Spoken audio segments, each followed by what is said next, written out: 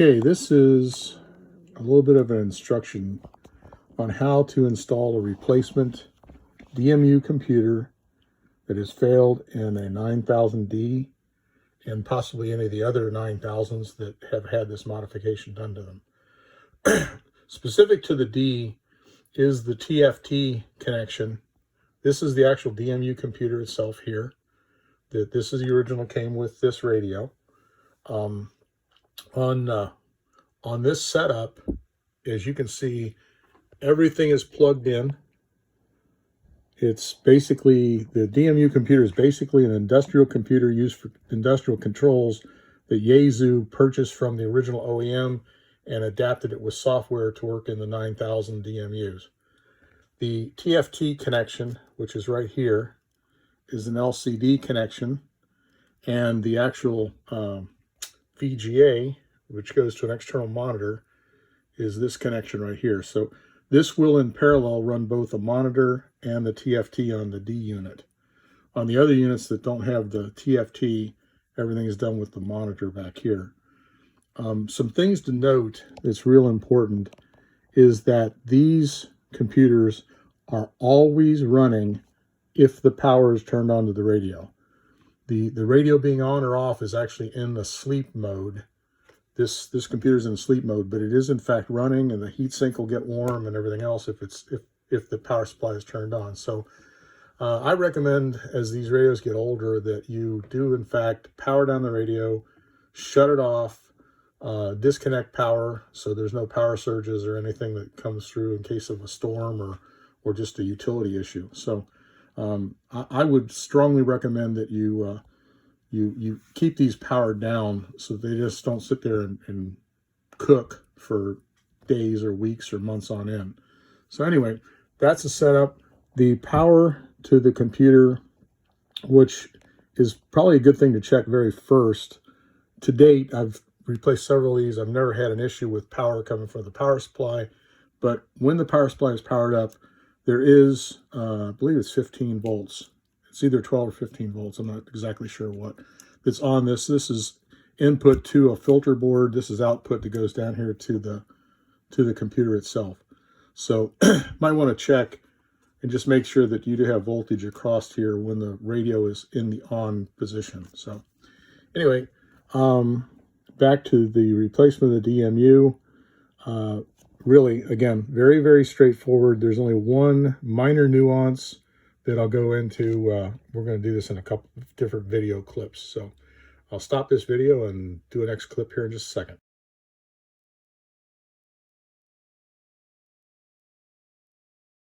Okay, this is the computer that we sell.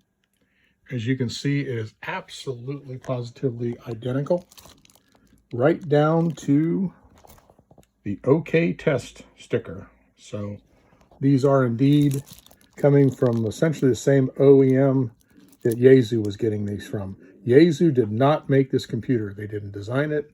They purchased an off-the-shelf computer. They do this with quite a few things, like the power supplies, I believe, are Futaba on most of their switchers. The computers are from outside companies. Displays, same thing. So this day and age, you're not only a manufacturer, but you're also a system integrator. So anyway, this is, again, an industrial computer. You can see what we're sending is exactly the same. So here's what, in next clip, I'm going to show you what you really have to do to install these. It's really super simple.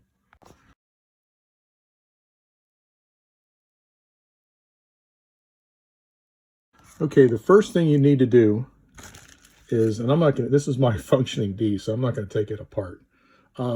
First thing you do is you take this computer, it mounts with, I believe, 4 screws. Yes, 4 screws, one on each corner.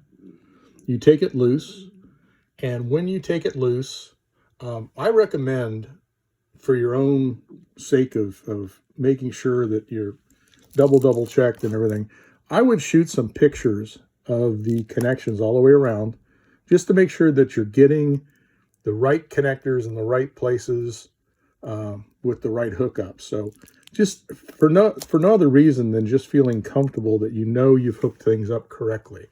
But a lot of the connectors, as you can see, the USB connector, there's a another micro DIN type connector. Those are all pretty straightforward. Again, all of these things are plugins.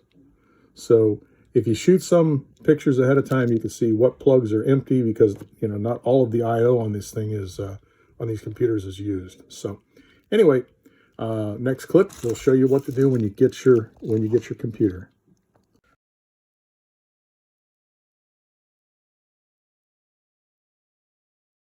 So when you receive your new computer, you'll notice on the very back of this computer is a memory card. And there's actually an injection handle here that you push. And let's get it in the right spot. When you take your computer off of the radio, there's going to be a card plugged in here. So what you do is you just take that, pop the card out, pop it into this computer, and then you plug in all of the cables. Mount it. I would mount it first, obviously. Mount it and then plug in all the cables. And then the next thing you will do, and we'll go into the power up sequence.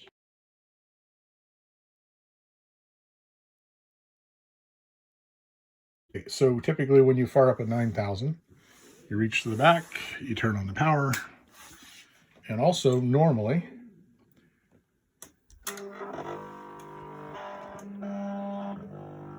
you'll get what's referred to as the Yaesu splash.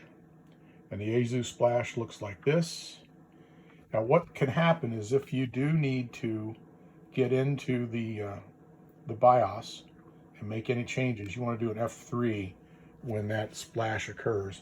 I've also got the external monitor hooked up. You can see that right now what's happening is the computer is booting. And this only happened, and this is because I turned on the power to the radio and turned on the radio pretty much at the same time. So that's why we didn't get the instant display popping up, is because the computer's going through the power up and boot up sequence. So you got to give this a minute or two. I know it's a little scary at first because it takes a while with the black screen. So now you can see that the DMU computer is up and running, and same with the setup here on the external monitor. Now here's what I'm talking about as far as the boot up goes. If I power the radio down, radio's off, but the computer is still running, it's just asleep. So what will happen now is when I turn on the radio,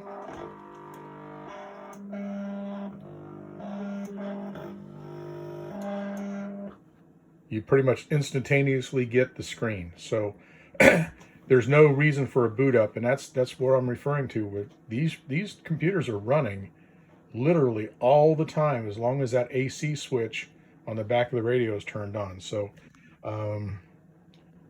I really do recommend that you not run the radio or leave the radio turned on for extended periods of time.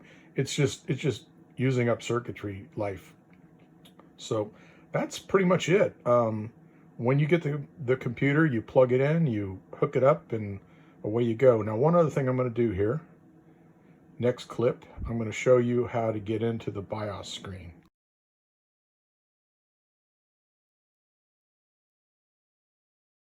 Okay, so here's how you get into the BIOS screen.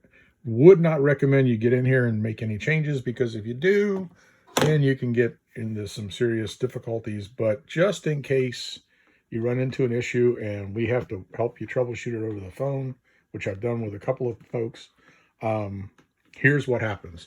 I'm going to reach back. I'm going to turn on the power switch. And what you'll see here shortly, and we'll turn on you'll see the Yaesu splash. I'm hitting F3 right now. And what happens when I hit F3 is up comes the BIOS. Any of you guys that have been around computers forever are certainly familiar with the BIOS. And this is also a good demonstration here of the fact that the computer does run both the LCD display and the VGA display at the same time. So, and then you can go down into these. Let's do up here, standard BIOS features, hit return, and you can see the setup. And we're going to exit out of here because we're happy with the radio that works and we don't want to change it. So anyway, that's how you get in. Again, when you see that Yaesu splash that pops up, you just hit F3 and that'll get you into this BIOS. But once again, sort of like the whole secret menu thing, don't really advise you getting in here and changing it. You can see these parameters. Always make sure that these are the parameters that you have. So let me exit out of this. One more exit. Quit without saving. Yes, we sure do. And out we go. And what will happen is the LCD will decay,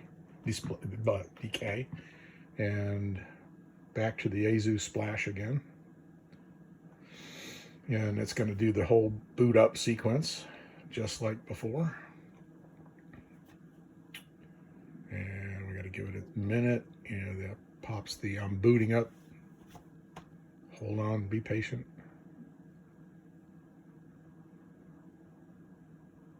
The radio at this point in time is fully functional. I've got the volume turned down because of the video, but it's working. It's just we're waiting for the computer to do its thing. DMU computer, focus of our attention today.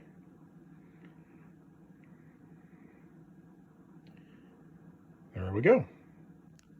And we're back on the TFT and the display, and we're good to go. So really, that's all there is to it. Call it a wrap. Thanks.